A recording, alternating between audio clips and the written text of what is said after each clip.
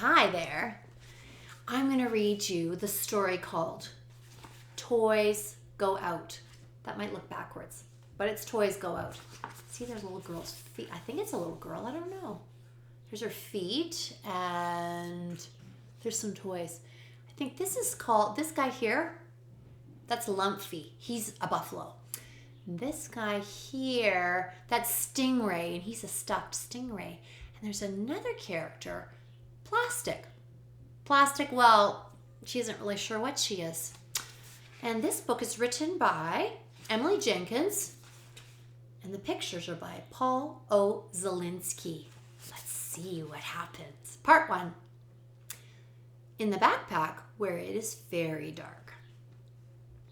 The backpack is dark and smells like a wet bathing suit. Waking up inside, Lumpy feels cramped and grumped. "I wish I had been asked," he moans. "If I had been asked, I would have said I wasn't going." "Shh," says Stingray, though she doesn't like the sound of a dark backpack any more than Lumpy. "It's not so bad if you don't complain." "We weren't told about this trip," snorts Lumpy. "We were just packed in the night."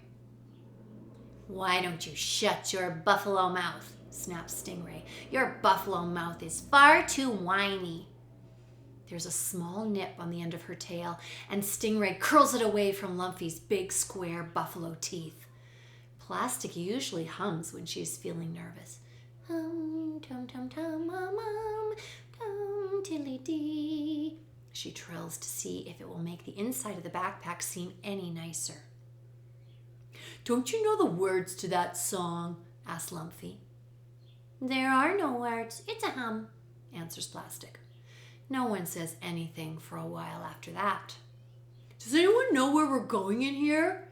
wonders Lumpy. Plastic does not. Stingray doesn't either.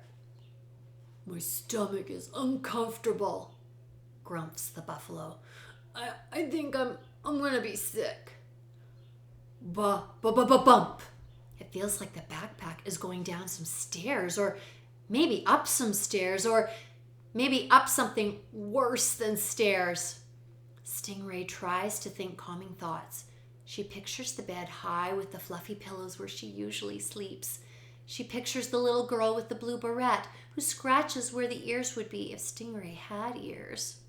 But none of these thoughts make her feel calm.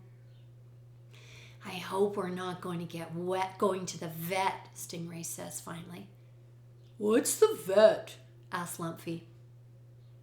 "The vet is a big human dressed in a white coat who puts animals in a contraption made from rubber bands in order to see what is wrong with them," answers Stingray, who sometimes says she knows things when she doesn't.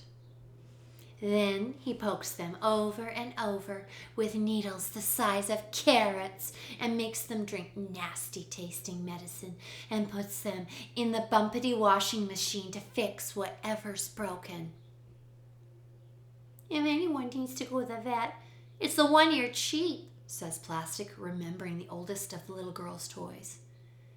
"And Sheep's not even here. No, we can't be going to the vet. We aren't broken." "Speak for yourself," snorts Lumpy, who feels even sicker than before at the thought of the bumpity washing machine. Whoosh, whoosh, whoosh. The backpack begins to swing back and forth, or maybe round and round. "I hope we're not going to the zoo," moans Stingray. Here they are inside the backpack. See them? You're kind of squished in there, aren't they? I wonder where they're going. "They'll put us in cages with no one to talk to, each one in a separate cage, and we'll have to whoosh back and forth all day and do tricks on giant swings with people throwing quarters at our faces and teasing." "I don't think we're big enough for the zoo," Plastic says hopefully. I'm pretty sure they're only interested in very large animals over there." "I'm large," says Lumpy. "She means really, really very large," says Stingray. At the zoo, they have stingrays the size of choo-choo trains and plastics the size of swimming pools. Zoo buffaloes would never fit in a backpack. They eat backpacks for lunch, those buffaloes. Is that true?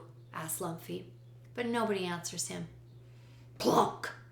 The backpack is thrown onto the ground, or maybe into a trash can, or onto a garbage truck. We might be going to the dump, cries Stingray. We'll be tossed in a pile of old green beans and sour milk cartons because the little girl doesn't love us anymore, and it will be icy cold all the time and full of garbage-eating sharks, and it will smell like throw up. Well, I don't think so, soothes Plastic. I'll be forced to sleep on a slimy bit of used paper baggie instead of on the big high bed with the fluffy pillows, continues Stingray. There's a noise outside the backpack. Not a big noise, but a rumbly one. Did you hear that? Asked Stingray. I think it's the X-ray machine.